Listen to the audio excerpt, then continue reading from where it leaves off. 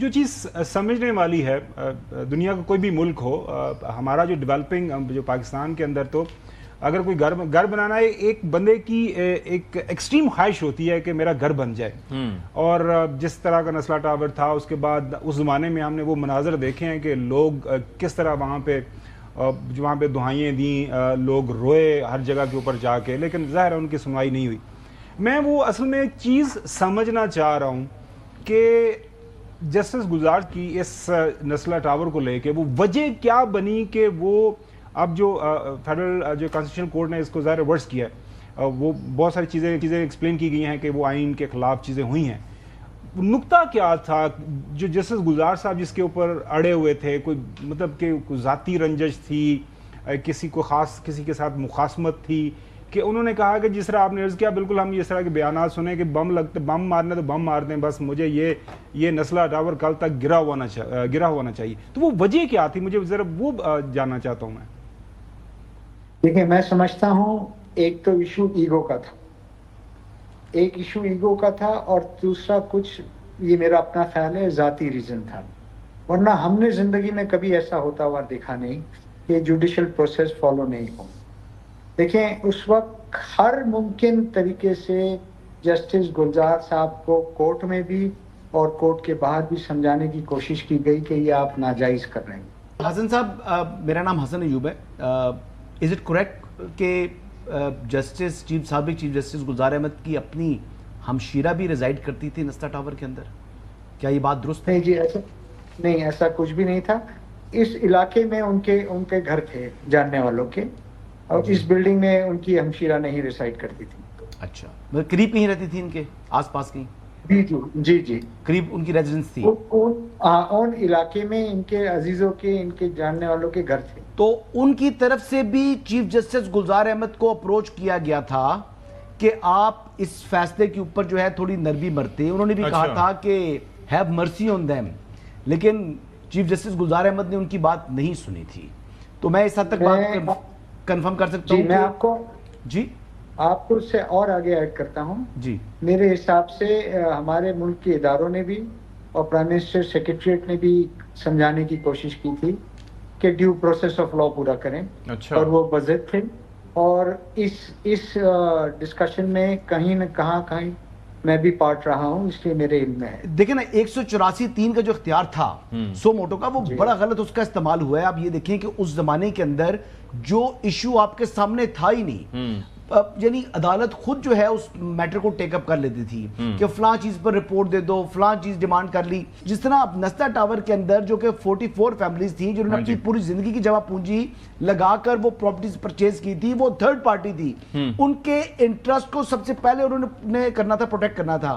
پھر کمشنر کو حکم دیا تھا کہ ان کی جو ریکوری کروائیں، جو بلڈر ہے اس سے لے کر پیسے لے کر فیملیز کو پے کریں. کیا وہ پے ہوئے؟ وہ کہہ رہے نہیں. میں چوہدری صاحب کو بھی چاہوں گا، ایک بندے کو بھی کوئی کمپنسیشن ملی ہوگی. تو بات یہ ہے کہ جب وہ بن رہا تھا اس ٹائم ہمارے ادارے کے در تھے، جب وہ بیچ رہا تھا اس ٹائم ہمارے ادارے کے در تھے. میں چاہوں گا چوہدری صاحب، جی پلیز ایڈ کریں آپ. جی پلیز. جی میں یہ کہوں گا کہ یہ بلڈنگ اگر غلط زمین پہ بنی ہوتی تو آج سپریم کورٹ یہ زمین کا آکشن کر رہا ہے، اور دوبارہ ہم خود خریدار ہیں، آکشن پرچیزر ہے آباد، اور انشاءاللہ تعالی آباد نسلہ ٹاور ہم بنائیں گے. اس میں 100 گز کی زمین کا ایکسٹرا لینڈ کا میٹر تھا. کیا 100 گز کی زمین پینلٹی لگا کے ریگولرائز نہیں کی جا سکتی؟ دیکھیں، ہمیں سمجھنا یہ ہوگا، چونکہ اس میں عام آدمی رہتے تھے. اس کا ایک بلڈر درمیانے طبقے کا تھا، اس کا بلڈر وہ نہیں تھا کہ جس کی اپروچ ہر جگہ ہو. تو اس کے ساتھ I got your point حسن بخشی صاحب. اب ذرا چوہدری صاحب اس میں اپنے رائے دیجیے گا. ایک تو چوہدری صاحب بات ہو رہی ہے ڈیو پروسیس کی، آپ اپنا سوال رکھیں حسن بخشی صاحب کے سامنے، لیکن ڈیو پروسیس یہی ہوتا ہے کہ اگر کسی کی پلی آپ کے سامنے گئی ہے تو پھر نوٹس دیا جائے سب کسی کو، ان کی بات سنی جائے، ان کو قانون کے مطابق کوئی ہیئرنگ رکھی جائے، پھر وہ اپنا موقف دیں، پھر اس کے مطابق آپ فیصلہ دیں، نہ کہ ایک دم. دوسرا یہ ہے کہ جو اس میں کردار ہے، اس میں سندھ گورنمنٹ کا اپنا رول ہے، بلڈنگ کنٹرول اتھارٹی نے کیا رول پلے کیا، ان کے جو اس وقت تھے چیف کنٹرولر تھے یا کیا، وہ منظور قادر کاکا، ان کو اریسٹ بھی کیا گیا تھا، پتہ نہیں ان کا کیا سٹیٹس ہے. تو یہ سمجھ میں نہ آنے والی بات ہے. چوہدری صاحب. نہیں، یہ تو بڑی اچھی بات ہے. مس کیریج آف جسٹس کو آج ختم کیا گیا ہے، میں جو سمجھا ہوں ابھی تک کی ڈسکشن سے. اب میں یہ کہتا ہوں کہ یہ 44 جو فیملیز ہیں جن کے وہاں گھر بنے ہوئے تھے اور ان کو دربدر کر دیا گیا اور اس پلاٹ کا، اور اب یہ آئندہ ان کی کمپنسیشن کا اور آگے کیا سٹیپس ہیں اور اب یہاں کیسے بلڈنگ بنے گی اور who is owner of this land now, یہ ذرا ہمیں کوئی گائیڈ کریں کہ تاکہ لوگ جو جن کا آج وہ سن رہے ہیں کہ ان کو کوئی امید ہو جائے کہ ہماری اس وقت کے جو قیمتیں تھیں ہمارے فلیٹس کی یا زمین کی یا وٹ ایور، وہ اس کو کمپنسیٹ کیا جائے گا پراپرلی یا نہیں، یا وہ اونجی رولتے رہیں گے. اور یہ چوہدری صاحب کا بڑا اہم نقطہ ہے، اس میں تھوڑا سا ایڈ یہ کرنا چاہوں گا. 8 سال ہو گیا جس طرح آپ نے بتایا، اب سندھ گورنمنٹ آن بورڈ ہے، فیڈرل گورنمنٹ آن بورڈ ہے، اور یہ جو بات ہو رہی ہے کہ فیوچر میں یہ ہونا چاہیے، ماضی میں یہ ہو گیا، یہ ساری سٹوریز ہمارے سامنے ہیں. اصل مسئلہ ہے ان فیکٹریز کا. وہ متاثرین جو ظاہر ہے جنہوں نے اپنی زندگیوں کی جمع پونجیاں لگائیں، تو بخشی صاحب ان کو کیوں پیسے ابھی تک کمپنسیشن کیوں نہیں مل پا رہی؟ سندھ گورنمنٹ کے پاس بھی کافی پیسہ ہے، فیڈرل گورنمنٹ کے پاس بھی پیسہ ہے، آپ لوگ کیوں ابھی تک ناکام رہے ہیں متاثرین کو ان کی ڈیو کمپنسیشن دلوانے میں؟ دیکھیے میں یہ سمجھتا ہوں چونکہ اس کا بڑا ایک ریزن ہے کہ وہ متاثرین یا کچھ دیا بھی گیا ہے؟ نہیں، کچھ بھی نہیں دیا گیا ہے. وہ ایک عام پاکستانی تھے، ابھی تک سفر کر رہے ہیں. یہ کورٹ نے آرڈر دیا تھا کہ یہ پلاٹ آف لینڈ اٹیچ کیا جائے اور اس کا دوبارہ آکشن کیا جائے. اچھا، اس کے آکشن میں آج 7 سال گزر گئے، ابھی تک آکشن نہیں ہوا ہے.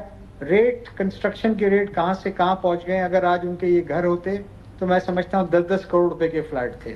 میں سمجھتا ہوں کہ یہاں پر ان کی زمین سے کے پیسے تو ان کو ملیں گے ہی، یہ مالکان ہیں، بٹ فیڈرل گورنمنٹ نے بھی اپنا حصہ ڈالنا چاہیے، پروونشل گورنمنٹ نے بھی اپنا حصہ ڈالنا چاہیے تاکہ لوگوں کی داد رسی ہو، اور جسٹس گلزار نے بھی اپنا حصہ ڈالنا چاہیے. اس ملک میں یہ روایت قائم ہونی چاہیے کہ بڑی سیٹ پہ بیٹھا ہوا اگر آدمی غلط فیصلہ کرے گا تو اس میں لیکن بخشی صاحب بخشی صاحب پھر آپ اس طرح کریں نا کہ اگر فیڈرل گورنمنٹ نے حصہ ڈالنا ہے تو اس کا انتظام فیڈرل گورنمنٹ کو دے دیں. فیڈرل گورنمنٹ جانے وہ تمام کمپنسیشن بھی پے کر دے گی اور زمین پر جو ہے وہ کنسٹرکشن بھی کر لے گی. تو اگر اتنا ہے تو بڑا دل کرے. فیڈرل گورنمنٹ نے اگر حصہ ہی ڈالنا ہے تو سندھ حکومت بڑا دل کرے. حسن وہ یہ کہہ رہے ہیں کہ وہ جو متاثرین ہیں وہ ریاست پاکستان کے شہری ہیں، ان کے اس بات سے کوئی تعلق. سن تو لو یار حسن، بات سنو. جو بلڈنگ تھی وہ کراچی میں تھی نا، یار سن لو نا، وہ کراچی میں تھی نا. خاور سندھ کے اندر یہ موجود عدالت سائلنٹ ہے کہ کیا کریں ان کا. بخشی صاحب یہ تھوڑا سا یہ جو آپ بتا رہے ہیں اس کو کنٹینیو کیجئے گا. لائے عمل کیا ممکنہ طور پر جس سے جلدی آپ لوگ جو آپ کے جو متاثرین ہیں وہ ان کی دادرسی ہو سکے. اور سر اور موجودہ نرخوں کے مطابق یا کچھ کلوز ٹو دیٹ؟ پہلے پی ایچ ڈی پہ سارا کھا گئے آپ کا. دیکھیں پھر وہاں پر بھی اس وقت یہ ہے کہ جو بلڈر ہے اس کا تو انتقال ہو گیا ہے، پر اس کی طرف سے ہم اختیارات ہیں کہ یہ زمین بیچ کے اور جو بھی اس کا آج پرائز آتا ہے وہ تمام لوگوں میں پرو راٹا تقسیم کر دیا جائے.